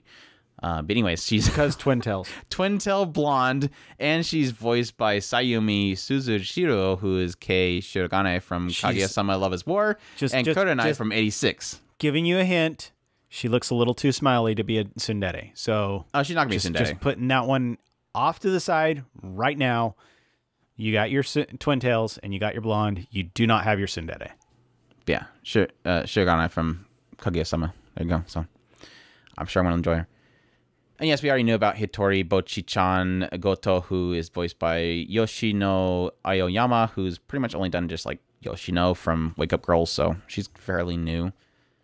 But yeah, still super excited for that series. I think it's going to be fantastic. Again, this is one of Cloverworks' works, which I think people are suggesting this might be the team that is currently doing, I believe, Dress Up Darling in Cloverworks. So definitely good team. Don't give us the Tokyo 24th Ward team. They apparently don't do very well. They do a good job. Just I don't think they're really scheduled well enough. But we'll see. Let's see here. Aniplex has posted a teaser on its YouTube channel announcing that Nier Automata, the video game, is getting an anime project. So that's happening. I think this is one of those cases where I'm like, I might just let this kind of set and then wait to hear from, like, I mean, I obviously have a few huge Nier fans, including like Adrian on our Discord, and maybe wait till they tell me like what they think it's doing, because obviously with the Nier games, it's a very multi-branching story, and you have to play it like multiple times to get the full story. So it's like, I don't know how you can do that with my limited knowledge of the series, how they can do that with just one story, like one adaptation. But I don't know. I was actually hoping that this could save me from not having to worry about whether or not I've played the game. I could just go and watch the show.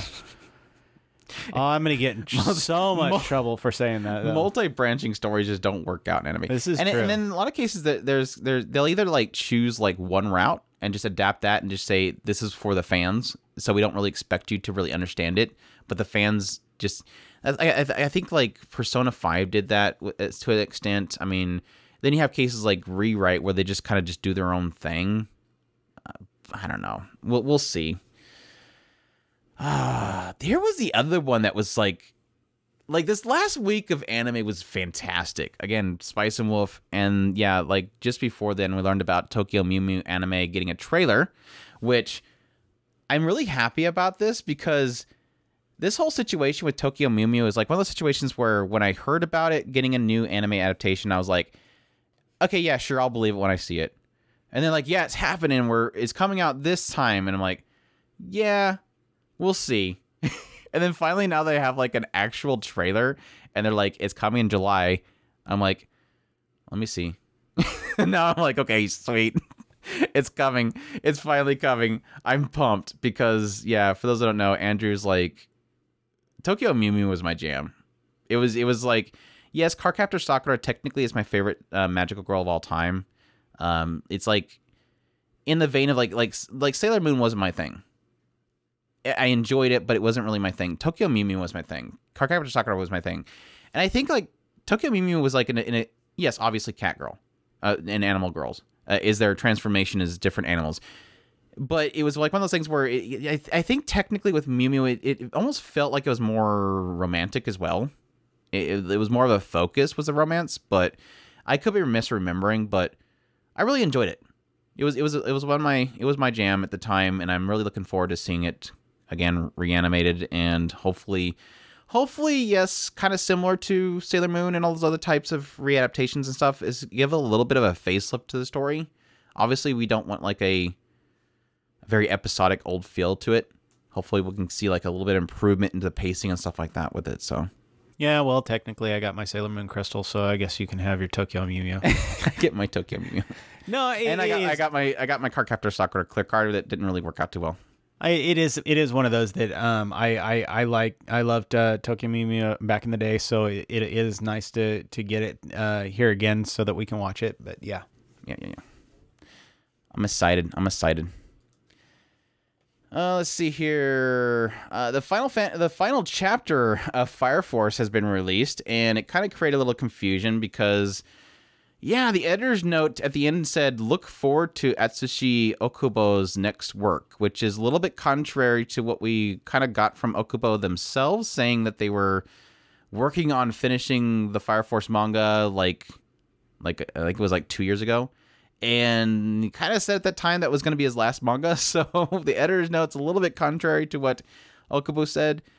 This news kind of came out a little while back, I think about a week ago, and I don't think I've heard anybody kind of state if anybody's asking Okubo, like, hey, dude, is the editor note right? Are you working on something else? But we'll have to wait to see there. But they also stated in that same chapter that to look forward to an announcement soon on the franchise. So with the manga ending, that can only mean either a live action or a light novel adaptation or, yes, probably another season, which means Andrew needs to finish the second season at this point because I'm behind. I never finished the second. Did you finish the second season? Of Fire Force. No. Yeah, well, maybe I did. They were getting into some kind of weird pyramid thing. And, yeah. It was getting really... They got the numbers really off the weird. wall. Yeah. And they all were laughing, and then they left. Yeah. It was really, really weird. Laughing gas. I knew it was getting into something... It was getting into something interesting, and I think it got to that point where they were, like, invading the churches and stuff, and I was like... yeah. There was that. Something about that, like, just started losing me. I don't And then remember. they- And I think it was, like, one of those mid-season things, too, because often the case with two-course shows, we get to that mid-season point, and the new season kicks up, and I ended up dropping at that point, so... It's kind of like right now with... It wasn't an intentional drop. It was one of those that we just kind of let it just kind of slipped through the cracks type thing. Yeah. Troika and DMM have announced there on Twitter they're going to be working on a project called Shinobi no Itoki. So, looking forward to that one. It looks like it's kind of set in like an urban setting with a ninja. So maybe an urban ninja or modern time ninja. They also announced that they released a teaser poster on the website as well. It's set for 2022, and of course it's going to be an original. For those that don't know, Troika previously worked on Recreators, Bloom Into You, and Recreators. So I said Recreators twice. I'll know Zero. So there's another one. But I'm looking forward to that one. I've always enjoyed Troika, so I enjoy originals. So definitely looking forward to more stuff in the future from them. So. Yeah. That's it. That's all the news for the episode. Let's get into some questions from our community members. We have a little bit of time, so might as well kind of shove something in here. But yeah, first one we have is Jack TWD4th sent in a question through our contact us link, which is still on Otaku Spirit. As much as everything else has pretty much been shut down on otakuspirit.com, the contact us button, as well as all of our other links on the site now, we're working. It looks a little fancier too. It even has a big picture of Mushoku Tensei if you like that show. But anyways, Jack TWD4th said, hello, gentlemen. Going off your previous conversation about Rudeus, I just said that we weren't going to talk about that no more. From the show We Shall Not Name. It's like we're not allowed to talk about it no more. Everybody gets mad when you talk about it anymore. Are more isekai reincarnated protagonists have to be more bland to be acceptable? Did I read that wrong? Going off your previous conversations about Rudeus from the show We Shall Not Name, are more isekai reincarnated protagonists have to be more bland to be acceptable? I guess what you're getting at there is the idea of it being like a blank slate so that it's more easy to kind of like insert yourself. Like we always kind of point out as being like a self-insert character, somebody that's just so... Most of the time it seems like it's got to be relatable, but in some cases they don't have much going for them, so you just kind of insert yourself into the picture for their harem, which I can kind of see.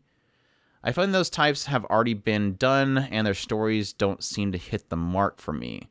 I'm comparing the Nameless show to something like Faraway Paladin or Spirit Chronicles. The latter are so, but didn't exactly have me wanting more seasons. What do you think? I'll correct you a little bit there. Like in cases like Faraway Paladin and stuff, Spirit Chronicles, it's a little different story, but I think where you're seeing a difference there is more in the idea, and this is exactly what the problem with Mushoku Tensei is for a lot of people.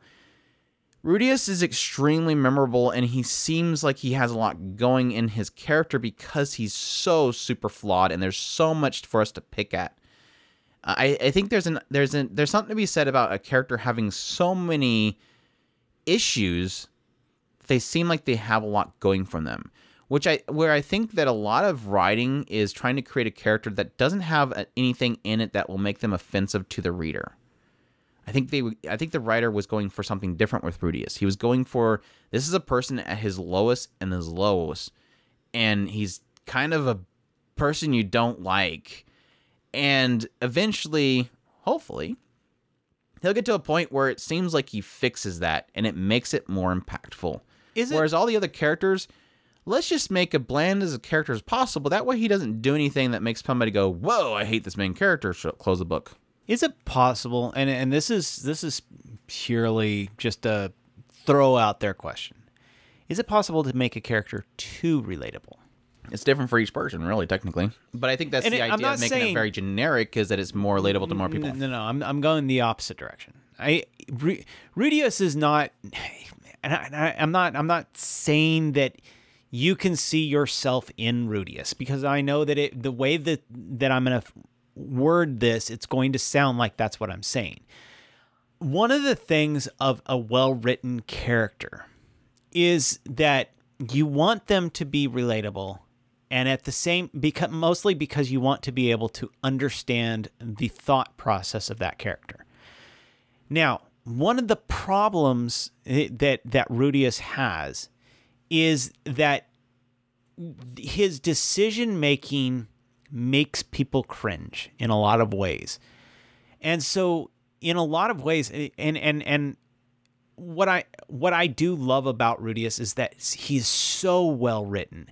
And the way that what Jack's question is bringing to my mind automatically is, I wonder if Rudeus was in some ways too relatable, too well written, that you understand his thinking in a lot of cases, and that in some ways that repulses us, because we go, wait, I can actually see why he thinks the way he does.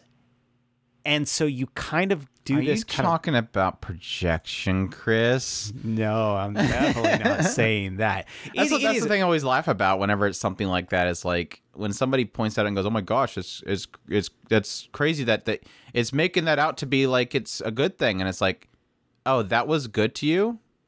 I think you're the problem, and that was the whole thing. It's like, well, what do you mean by it was portrayed this way? Well, it was made to pervert it or make it a good thing. I'm like, no, I was kind of revolted by that. Why are you saying it that way? Why? And that was the same thing that I had the problem with Erased in that whole bath scene. It was like, I was in tears. And then I got on Twitter and I was about to tell everybody how, oh my gosh, this episode was fantastic. And I'm literally seeing people, oh my gosh, they just put that girl on the screen with nothing on. Oh my gosh, it's trying to show this in a perverted way. And I'm going, wait, so that in a sense aroused you? That's a you problem. If you found that, like again, I go back to my whole statement with like Showman Sample and that whole situation with the clothes off thing, and it didn't bother me because I've dealt with children.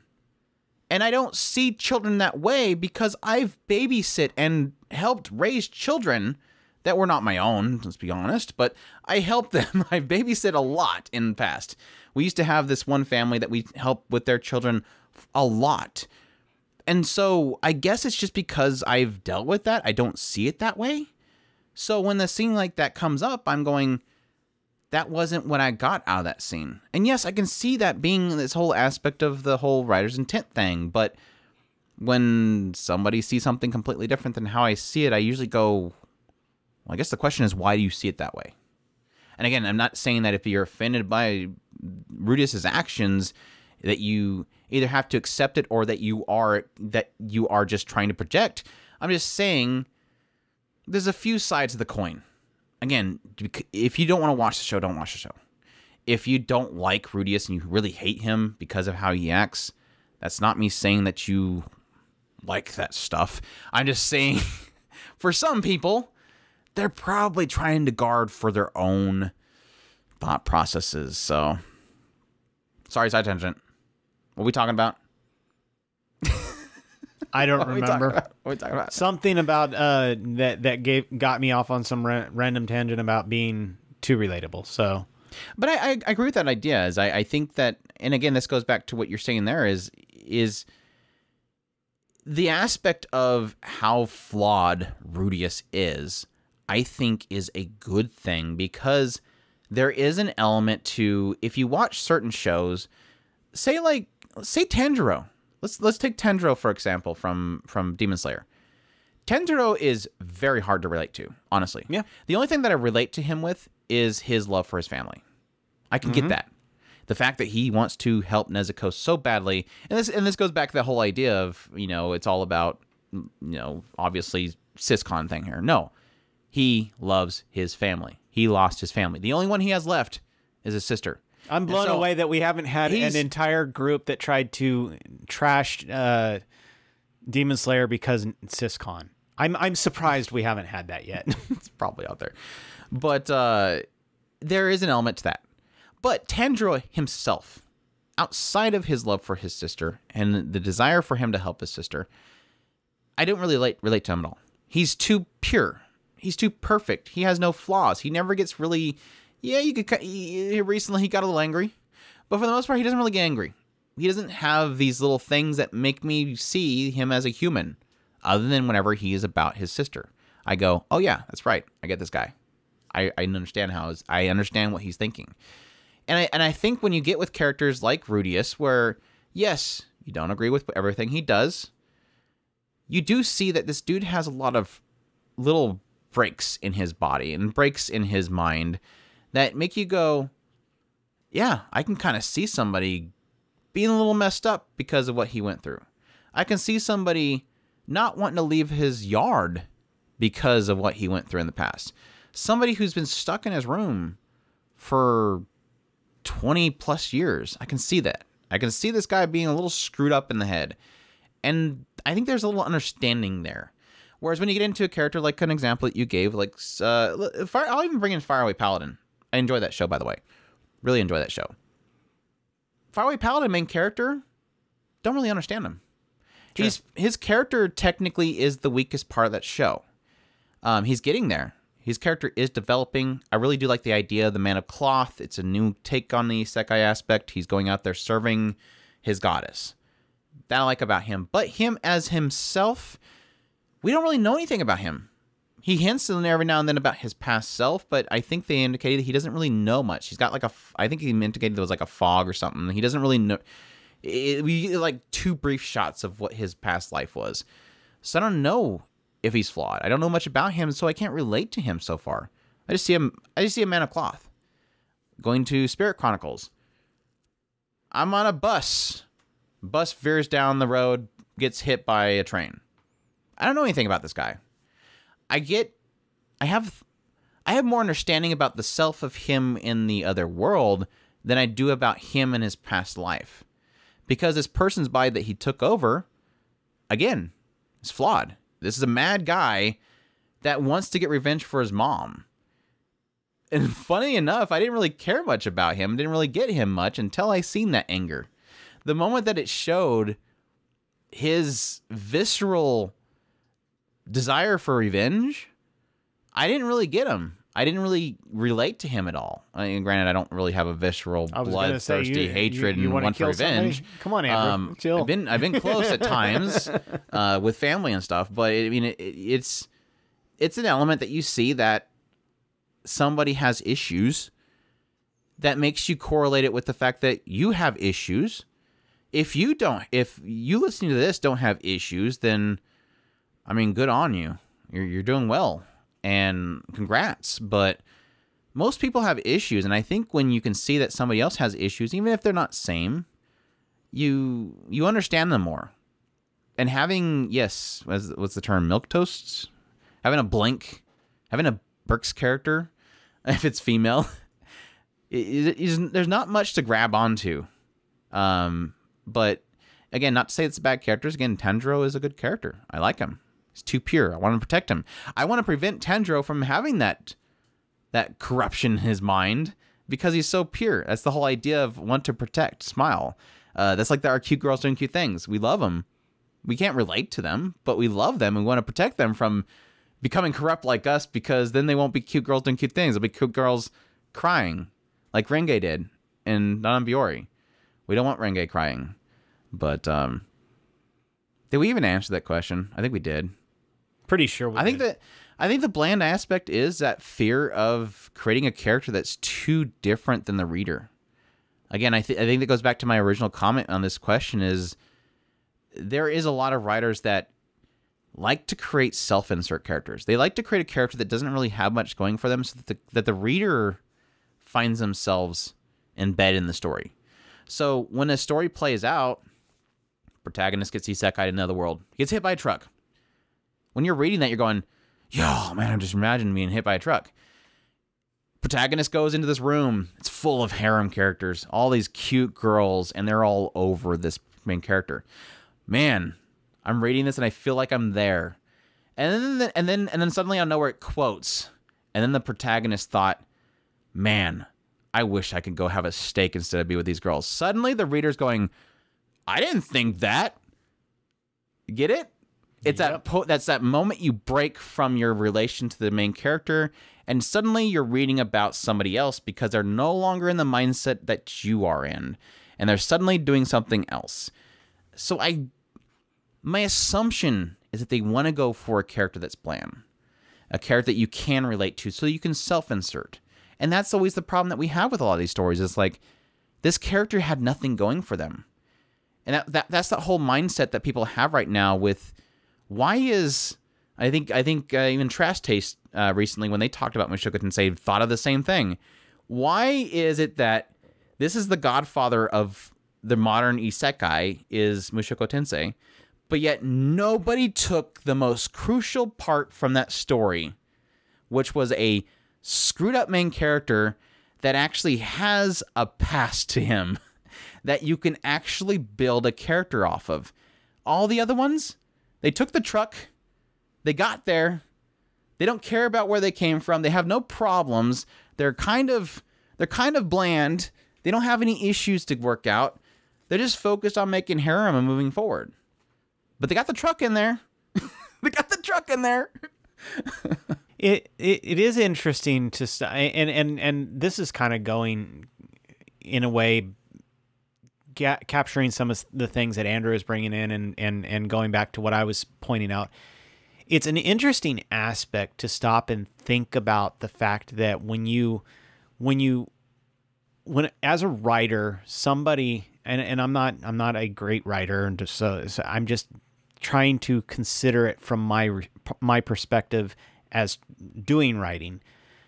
It's one of those things that are interesting to consider. A writer's dream is to get you to understand the character as much as possible. Some people have a knack for it. They can spin stories for days and days and days. And I can think of several different authors, and each one of them has their own style. Some will do from the character's perspective. They will spin the way that they see the world, and that's how they get you to relate to that character. Others will like we were talking about in a lot of cases, in a lot of J novels, you will see characters from their heads all the time. They are constantly in their heads. And I think that that's something because of that's how probably the Japanese see the world. They're since they don't talk, and I'm not saying that they don't talk a lot. They listen a lot. And I think that puts them in their heads a lot more than we do, where we're just, we vomit conversation. So we're constantly telling everybody about everything that we think. Not all people. Hard to podcast if we were like that. Yeah, right. It's like silence for 5 minutes. Hi. But this is a thing that is kind of more common in the Western, is that we tend to be a lot more boisterous. I mean, every culture points out the Western culture as being boisterous. This is a pen. Oh, not getting into that. But anyway, my point being is that Look it up. There's a video about this is a pin, and it was in relation to the pandemic, so it's a really funny video. At any rate, they tend to be a lot more in their head. So it would make sense that when they write their characters would be a lot more in their head. And this leads to a lot of interesting things. They have a lot more ability to explore the character's mindset without actually affecting the world around them. Whereas our characters have a lot more shouting at the world to get it to change, for a lack of a better way of putting it, because you almost have to have conversations to understand how each character is interacting with each other. Whereas a J novel will tend to be stuck in the head and trying to figure out what every other character is thinking. Does that make sense?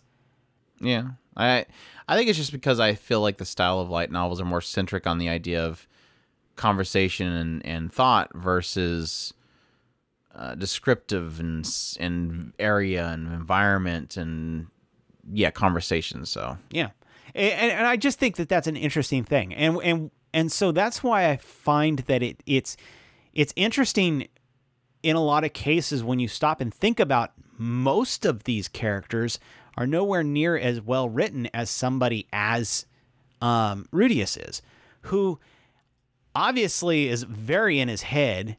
And I think that that's probably a lot of it. Is it possible that we have actually gotten a character that is way too detailed in his thought process? Yeah. But he has no filters in that head either. Yep. But like I said, that's kind of what I've gotten out from a lot of stuff. So I joked about Higehiro in the final episode adaptation. It's like that was literally like 2 chapters, wasn't it? Just him in his head. Anyways, that's all the time we have for now. As always, definitely continue to give those questions to us. And getting, like I said before, we now have we no longer have the forums to have people post there, but we now technically have the Discord. So again, you can go to takuspirit.com.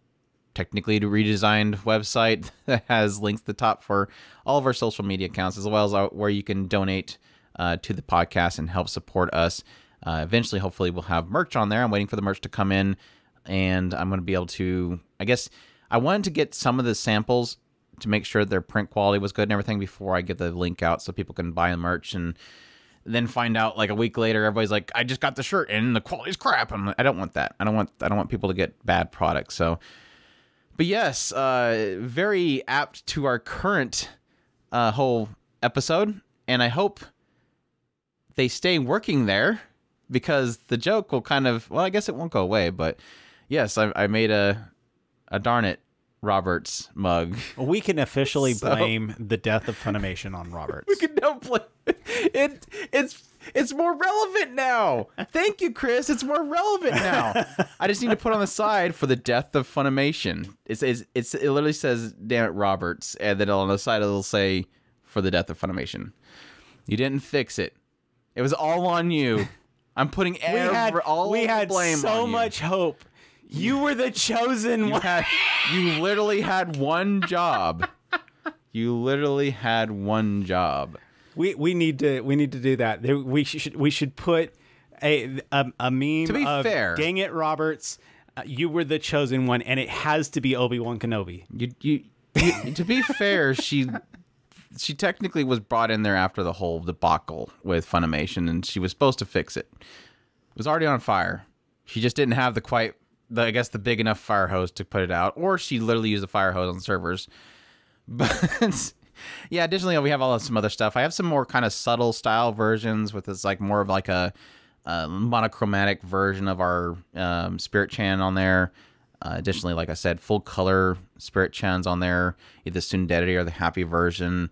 Just logo, small character, different styles. I already kind of asked people to kind of give us some feedbacks on a lot of stuff, and it was a lot of fun doing that. So, like I said, it's all at takuspirit.com. Hopefully, eventually, the merch link will be on there. But for now, social media links, contact us buttons, all up there. as well as a link to the Discord, which again, we definitely welcome everybody to jump over the Discord. We have a couple people coming from the podcast jumping on there, and we definitely appreciate you guys jumping on there. It's been a lot of fun. It takes a little bit too much time, but that's a good thing because I'm enjoying talking to people, getting the voice chat, and chatting up with people. It's been a lot more engaging to connect with the community that way. Hopefully, eventually, it doesn't get too overwhelming, but it's been good so far. So, but yeah, as always, again, you guys can support us on our Twitch channel. Again, twitch.tv/OtakuSpirited. Again, we're on Twitter at OtakuSpirited. We're on YouTube at youtube.com/OtakuSpirit. But yeah, thank you all for your support, as always, and for following us and listening to us and watching us and also supporting us monetarily, telling other people about us. But we hope you all enjoyed, and y'all take care. Os!